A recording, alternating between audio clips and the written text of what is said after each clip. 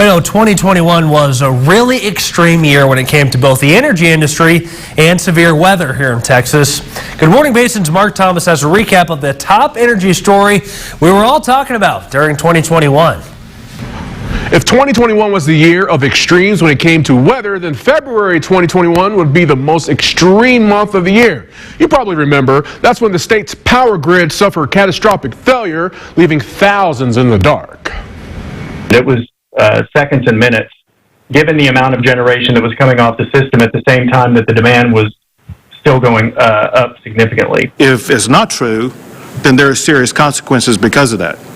If it is true, there is serious action that needs to be taken by the state of Texas. Ice and snow highlighted some flaws in the state's power grid. The equipment was not weatherized, so when the long period of cold weather made its way to the Lone Star State, it made matters worse. What is going on right now is completely unacceptable.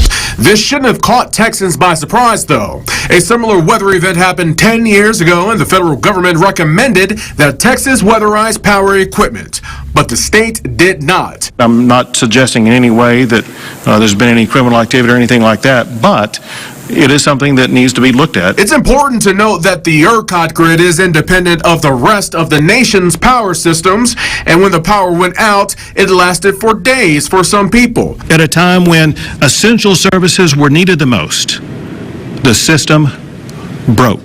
Here in the Permian Basin, thousands were without power. Many people having to get warm inside of their vehicles or at a neighbor's home if they had a generator. And when things thawed out, Texans demanded accountability from people like the CEO of ERCOT. Governor Abbott called for an investigation into ERCOT. He claimed the board promised it had been ready for the storm even though they weren't. From there, Abbott called for the Reliability Council of Texas board members to step down. That's when the chair and vice chair of ERCOT and 3 other board members filed their intent to resign from the organization. How could you not know that it was foreseeable, very simply, to be able to warn the governor, to warn the PUC, to warn the senators in this chamber, to warn the House of Representatives, to warn the public? What we did not anticipate was losing, up to 48% of the generation available. From that point, there's been a lot of momentum in the aftermath. The Electric Reliability Council of Texas did not maintain a reliable power grid, and so the accountability has to start with ERCOT. I think beyond that, we have to follow the facts wherever they go. And I think this is a step in the right direction, but we have to see a lot more personal responsibility from policymakers, not just those who are implementing policy. Lawmakers are moving to require plants to weatherize and winterize, as well as establish emergency reserve power. Now looking ahead, there are some long-term plans, backup storage generators that can be ready for an emergency as part of it.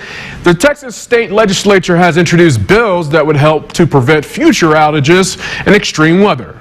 Mark Thomas, ABC Big 2 News. Now, one of those bills, Texas House Bill 11, will prioritize energy needs during extreme weather and provide an administrative penalty. That's still pending in committee. Read more about 2021's big energy stories on your phone with the Your Basin app.